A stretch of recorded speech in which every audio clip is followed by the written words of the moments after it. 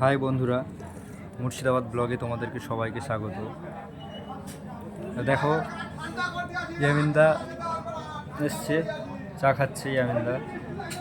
ইয়ামিনদার পায়ে কোনো জুতো নেই, ঠান্ডায় পায়ে হেঁটে বেড়াচ্ছে। তো ইয়ামিনদাকে ভাবছি আজকে একটা জুতো কিনে দিব। কেমন জুতো নিবা? পাভরা?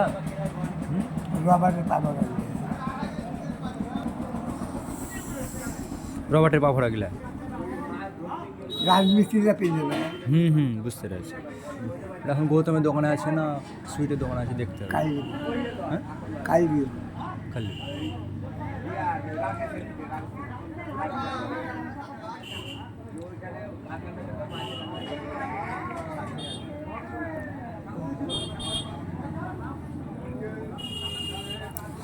কোনো মানুষের গুজার আছে দেখছি খালি পায়ে ঘুরে বেড়াচ্ছে, কত কষ্ট বলতো, ঠান্ডা হাতে আর মান্ডা হাতে। হ্যাঁ,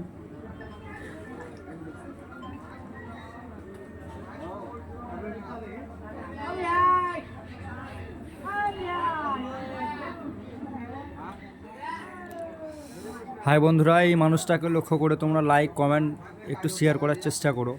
মানে এই মানুষটা সত্যি কথা বলতে গেলে এই মানুষটার খুবই মানে বলার কিছু নেই, মানুষটার কেউ নেই এক কথা বলতে গেলে। মানুষটা এত ভালো এত ভদ্র একটা মানুষ, ওনার কেউ নাই দেখার মতো। তো ইয়ামিনদাকে যতটা আমি পারি ততটা একটু সাহায্য করার চেষ্টা করি। তো তোমাদের সাপোর্ট পেলে আরে হয়তো একটু বেশি পারবো।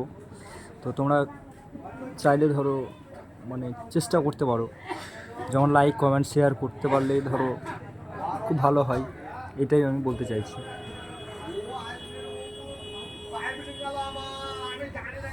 এই মানুষটার প্রত্যেক মাসে মোটামুটি বেশি না 300 থেকে 400 টাকার ওষুধ লাগে। তাই মানে 300-400 টাকা ব্যবস্থা করতে ওনার খুব কষ্ট হয়। তো আমি হয়তো গত মাসে কিছু দিয়েছিলাম, এই মাসে এখনও দিতে পারিনি, ওষুধ নিয়ে এসছে উনি। তো আমি বলেছি যে ঠিক আছে, যেটা নিয়ে এসছো তা আমি অবশ্যই দিব তার লেগে। তো চেষ্টা করব যাতে মানে আমি পারি, তোমরা আশীর্বাদ করো।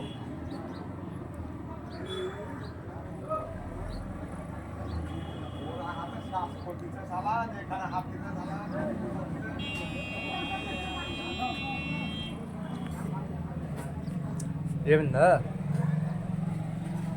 এই হলো আমার দোকান। আর আমার দোকানে প্রত্যেক দিন ইয়ামিনদা সকালবেলায় আসে, সে বসে গল্প করি দুজনে, খুব হাসি ঠাট্টা হয়। কথা বলো মানে